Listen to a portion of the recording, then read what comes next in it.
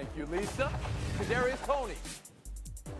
More than a toe and knee over the line. I'm not insulted as a habitual line stepper.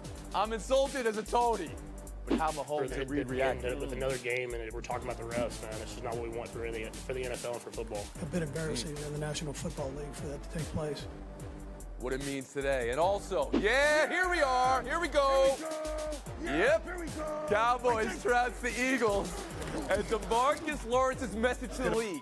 In the face. Over and over and over and over again. Yeah, mute him in the face. And when they quit, hit him again. And again, and again, and again, and again, and again. Let's go around the horn. Love that. What are you trying to say? That's what I like to do with Isolo when he's on the panel. I've played 7 years, never had offense all sides called. They warn you, and there was no warning throughout the entire game. And then you wait till there's a minute left in the game to make a call like that. Regardless if we win or lose, man, just for it to end with another game, and we're talking about the refs. But wait, there was more. I never use any of this as excuses, but normally I get a warning before something like that happens in a big game. A bit embarrassing in the National Football League for that to take place. And still even more. Like I said, man, that's a Hall of Fame tight end making a Hall of Fame play that won't be shown because we threw a flag for an offensive offsides. And still even more quote board edition. Jerick McKinnon said the refs had it out for us tonight, huh? Mahomes and Reed and the champs like you've never seen them before. Buffalo 20, Kansas City 17. Here's the play in question, of course. Could have been one of the great plays of all time, but it wasn't. George, can Mahomes and Reed and KC react the way they did? And what does it mean that they did?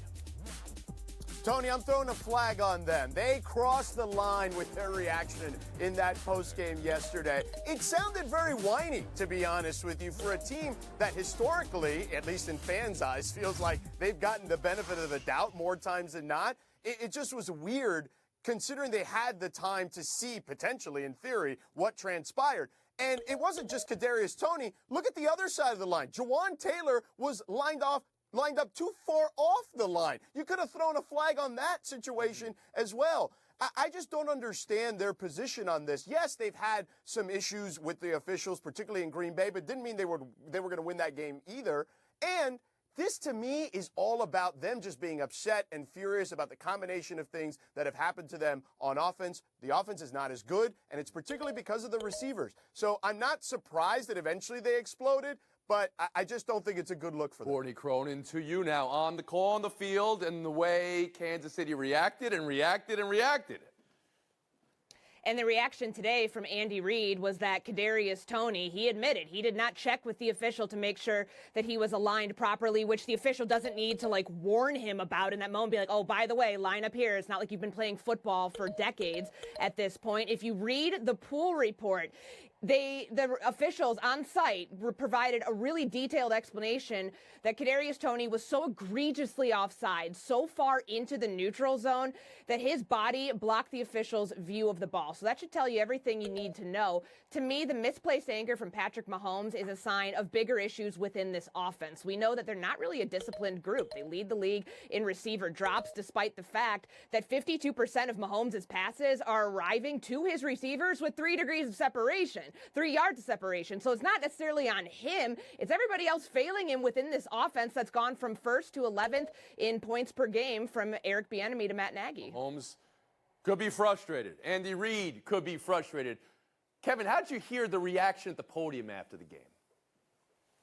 I thought it was sour grapes. I thought that they were trying to spin it to their advantage because everybody loves Kansas City and Andy Reid and Patrick Mahomes is everyone's favorite quarterback. But here's the thing that Patrick Mahomes didn't point out in his last 7 years. They've lost 3 of their last 4 games. For the second time in the Patrick Mahomes era, they've already lost 5 games and they got 4 to go. And for the first time in the Patrick Mahomes era, they are staring at being a playoff team on the road. So that is what is eating at them, and that's what came over in what exploded over the edge in this particular game. Who was at fault here? Patrick Mahomes was partly at fault. How many times do you see a quarterback come out and check to make sure everybody's in the right position? Of course, Tony was at fault here for not getting back after he looked down the line. And what about Creed Humphrey, the center, who looks both ways? He could have been someone who could have indicated that somebody was not in the right position. So this was a complete collapse on the part of the offense. And, by the way, Mahomes, that wasn't fourth down. They still had another down to play. So they could have I'm sensing there is unanimity here, but I'll go to Pablo Torre first on the call on the field and then the reaction from Kansas City. Tony, I've been waiting, sort of listening to everybody talk, and I've been trying to figure out, is there a way I can spin this in the favor of the Kansas City Chiefs? And it is damning that there really is none. There really, Tony, what I want to point out is this. KB sort of buried the lead here in his laundry list of people who deserve blame. Kadarius Toney deserves blame. This is the guy who made the play, who caught that ball, and he's the same guy that resulted in this whole conversation. And look, the thing about Patrick Mahomes is that it sounded like he expected a quid pro quo here. Remember, George alluded to this. Last week, Green Bay, he says, you know what? Didn't mind the call, the non-call, whatever. I like the idea that we were allowed to play. He comes out and he's like, where is my back being scratched? I did you guys a solid. I got nothing. And he was so mad. It seemed as a result of it, the guy he should have been mad at, say with me again, Kadarius. Right, so unanimous, 100 of 100, that player was offsides on that play. It doesn't matter that in the 25,000 offensive snaps in the history of Andy Reid coaching before, there never been an offensive offsides. This was one that needed to be called. You all agree on that. Let me ask a quick follow-up, Courtney, because you said something as we were sitting down. We've seen the greatest players of all time. Tom Brady used to go crazy on the sideline. We've seen LeBron James in another sport go to his knees after a bad call against the Boston Celtics a few years ago. But did this kind of change your overall, maybe not the way you view Mahomes as a person, but just view Mahomes? I know I speak for 31 other teams here who have seen a lot of calls go Patrick Mahomes' way. He didn't have any issue with getting hit in bounds last week and accepting that 15-yard penalty in Green Bay, which ended up helping the Chiefs outside of that drop that Marquez Valdez-Scantling had. But the demonstrative behavior, him yelling and screaming and throwing his helmet, like, we give this credence to passion in sports. To me, he was throwing a tantrum like a child in that moment. Anybody want to give credit to the Buffalo Bills for going into Kansas City and reviving their season? Okay, let's do that, George Sedano. And we can just look at this Josh Allen extend the play to the sidelines play, which is just mesmerizing. Go ahead, George. Tony, I mean, he's a one-man show at this point, particularly on offense, because it doesn't feel like there's anyone else they can really count on. Even Stephon Diggs yesterday didn't perform the way you would expect him to perform. So they have certainly answered the bell at a time where everybody was writing them off. They still have a very difficult schedule down the stretch, but they are the one team. If I'm one of those top seeds in the AFC, I don't want to see them in the first round. Pablo Torre? Yeah, they were 1-3 entering this game, Tony. The biggest winner of the whole Mahomes discourse is, of course, Sean McDermott. Remember, the guy who used the 9/11 hijackers as a teachable, motivational tool. No one even remembers that at this point because we've been talking so much about the call. Still not in the playoffs. There's a tiebreaker, and they're going to need to win some more games, but I think George is right. Who would want to meet them in the wild card round? We'll move on. Cowboys dismantling the Eagles. The other huge headline from this week. Philadelphia's lost 2 straight. Offense looks lost. Defense has been trucked the last 2 games. Tough to say a 10-3 team is scuffling, but maybe you will. On the other side, a December to remember for Dallas. Jerry says it's time to Dak get his due, and DeMarcus Lawrence was saying a whole lot more after the game. One more time, I need to hear this. Hit a in the face over and over and over and over again until they quit. And when they quit, hit them again and again and again and again. Courtney, number 1 takeaway from Cowboys 33, Eagles 13. The Eagles are in trouble. They've been outscored 75-32 by the 2 teams they are in direct competition for the number 1 overall seed. And you go back to that 49ers game, they allowed 6 straight touchdowns on 6 possessions to end that game. And then in the first half, Dallas scores on all 4 of its possessions. Dak was tremendous yesterday. The MVP is basically his at this point. I know we're going to talk about Brock Purdy, but I think that Dak Prescott sealed it for me yesterday with the performance of the year in the game of the year for the Dallas Cowboys. Devin Blackstone takeaway. Well, it reminds everyone that Dallas is very good in Dallas. I mean, averaging 41 points there, 5-0. Didn't lose a game there in 2022, by the way. And Dak Prescott is pretty much good everywhere, 28 touchdowns to just 6 picks. And yesterday was just fabulous again. So that's what it means. They're still 3-3 away from Dallas, and that's got to be concerning. They still score 17 fewer points away from Dallas. That's got to be concerning. But right now, and after yesterday, they can crow all they want. Am I worried about the Eagles? I'm not. San Francisco, the Dallas home record, I can kind of understand some of that. Pablo Torre. I would be worried about the Eagles if I was the Eagles. The Eagles are now in this morass of teams that seem like they could be good sometimes. And the Cowboys were that team when they lost the Eagles in Week 9. Since then, 5-0, led the NFL in scoring. But my biggest takeaway, Tony, I think is that I just noticed DeMarcus Lawrence wearing a chain that had DeMarcus Lawrence on it, which is a remarkable thing when it comes to just jewelry and self-branding. Right. George Sedano, takeaway from last night, Cowboys over the Eagles. Tony, after that Week 9 game, I was on the show and I said that these two teams are close, that I know the Cowboys are an easy punching bag, but they were literally inches away from winning on the road. I do think that game is more representative of where these two teams are than this one, though. Dallas's defense is hellacious. We know that. We know the home record, as KB pointed out. But ultimately, 3 turnovers by the 3 best players from the Eagles, to me, I thought was a bit of an outlier. I don't see that happening. A.J. Brown, though, losing the one-on-one battles 2 weeks in a row, I think that's key for their offense to get the rest of their offense going. They do have to fix the defense. There's a quarter of the season left. Okay, so they have to fix the defense. The turnovers, you think, it can go either way, although Jalen Hurts has set a career high for turnovers, and there's still a month to play. Pablo, I'll give you a last word here. Yeah, speaking of fixing things, Mike McCarthy, Tony, feels a pain in his body on Wednesday. Gets his appendix out. Later that same day, coaching, winning this giant game on Sunday. Pretty impressive. And Courtney had Dak as the MVP, and she locked it down. Pablo, are you with that? Kevin, you? Yeah, I am. All right, Tyreek Hill. We'll talk more about Tyreek MVP Hill. next in By Yourself. The aftershock of Shohei Ohtani to the Dodgers. When else has someone broken the news themselves and apologized for it taking so long? The Dodgers haven't even announced it yet. By the way, Blue Jays got to start the guy from Shark Tank now. Those are the rules. There's that and the number that Jeff Passan reported, $700 million for 10 years, just lapping any other deal in the sports and in sports ever. George, what is this? What is it, Tony? It's Welcome to Hollywood, Shohei Ohtani. You were kind of buried in Orange County. Now you're really in the spotlight with the team that has probably the best constructor of teams in the sport currently. He did it with the Tampa Bay Rays many years ago with a small budget. Now he can do it with a big budget, and they should be the favorite to win the World Series for the next several years because of And is there any sticker shock for $700 million in Los Angeles, George? No, Tony, come on. Okay. I mean, you go down Rodeo Drive. Oh, and yeah, people, sure. That's falling out of people's pockets. What are you talking about? Courtney Cronin, $700 million? He went to the place with the best resources for him to win, in his eyes, with the Dodgers, and the place that could pay him the most money.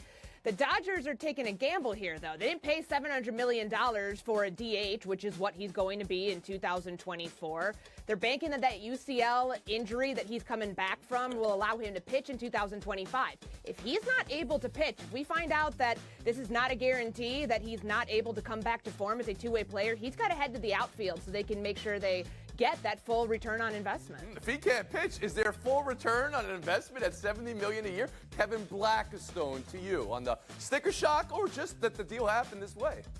Yeah, it's no more sticker shock. I mean, this is just monopoly money at this point in sports. But no the thing sure. But what I think about with Ohtani is just what we just heard from Courtney. I mean, here's a guy with a second Tommy John. What do the Dodgers need most? They need pitching. Do you remember what they did with the Diamondbacks? They were absolutely out of that series before it even started, and he can't pitch next year. Good luck with that. Woo! Pablo Torre. So the money isn't a true $700 million because he's deferring a bunch of that with inflation adjusted. It's going to be closer to $40 or $50 million a year for Jeff Passan's reporting. So that's important just as a context matter. But the other aspect of it, Tony, is that I think we should probably contract the Angels. They are in this city. They had this guy for years, and they had no shot in keeping him. What are we even doing with that team anymore? Why even have it? At least where it is. All right. I mean, we've talked enough about it. So nobody was shocked when they saw the number 700 here. Did this? No. Tony, you know why? What? Because Over he's 10 years. arguably the best hitter. He's arguably the best hitter in baseball, and when he's healthy, he's arguably the I'm best familiar pitcher. with his You combine those two numbers together, and you get it. I mean, we hadn't seen this from Messi. We hadn't seen this from anybody. Also, the IRS signed a great deal here, too. 10 years, $350 million for Fair. the IRS. One of Yes. those. We'll move on. 49ers 28, Seahawks 16. Let's go back to the conversation we were just having, because Brock Purdy is leading MVP odds right now, or it's Dak Prescott. It's alternating every single throw, it seems like. But on the opposite side of Brock Purdy's argument are those that say he's a system quarterback. Trent Williams, his Pro Bowl All-NFL lineman, said he doesn't want to hear anybody call him a system quarterback. Courtney, is this system QB, no system QB debate still ongoing with Purdy, or has he ended it with his second year of excellence now? He's ended it because he's having one of the best seasons statistically for a quarterback, completing 70.2% of his passes. That leads the league just a smidge above where Tua is, and 9.9 yards per attempt. The only other quarterback who's reached figures that high, Joe Montana, 1989, the year that he won the Super Bowl. The reason that the system quarterback element comes into play here is because of the horses that they have on offense. If you didn't watch that game yesterday in full and you look at the box score, you think, man, they did all right. But it took until the second half for this offense to get going, because they had 4 players who had catches or runs of 44 yards or more, and that aids in Brock Purdy's overall view of him as a quarterback. And in your personal MVP, do you take him a tick down under Dak because of that? Because you just said Dak was MVP. Yeah, I still have Dak as my MVP, and I believe that just because of the numbers that Dak is putting up this season and the way that he's winning games, that's what puts him. KB, how about you? Purdy for my estimate too. Oh, no, I love Purdy, and he is a system quarterback. You know what his system is? It's one that everybody should adopt. He gets the football to the most explosive players on offense. If it's not Deebo Samuel, then maybe it's Ayuk. If it's not Ayuk, then maybe it's McCaffrey. That's the guys that he uses. And, oh, yeah, George Kittle, by the way. That's a great offense. I love that Pablo system. Torre. Yeah, I think we're still seeing Purdy through the lens of the whole Mr. Irrelevant thing. It kind of feels like, okay, he's not really that guy. Talk to people who play with him and against him. He is that guy. And that guy, in this case specifically, is not Jimmy Garoppolo. We've run this experiment before. It looks very different when it's not Brock Purdy. Brock Purdy is the perfect pilot for this offense. George Dano. Tony, being a system player isn't that bad of a deal. You know who were system players when they started their career? Russell Wilson, Tom Brady. Those guys were looked at as game managers. But Brock Purdy has 4 guys on pace to have over 800 yards and at least 5 touchdowns this season. Right. He's got a ton of weapons to work with. That's not a bad thing. George Sedano, Pablo Torre, thank you for your time today. Courtney Cronin, Kevin Blackistone. Showdown next.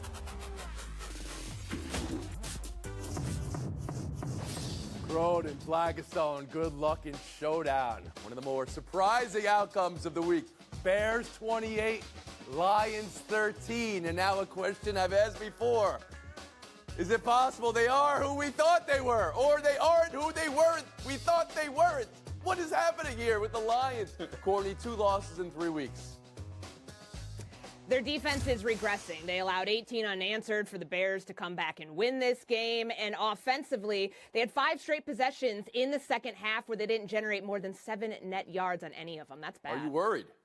If you're a Lions fan, you're starting to get jitters. Why? Because Jared Goff, a fumble and 2 picks. That's kind of who you didn't want him to be, so you're a little bit nervous.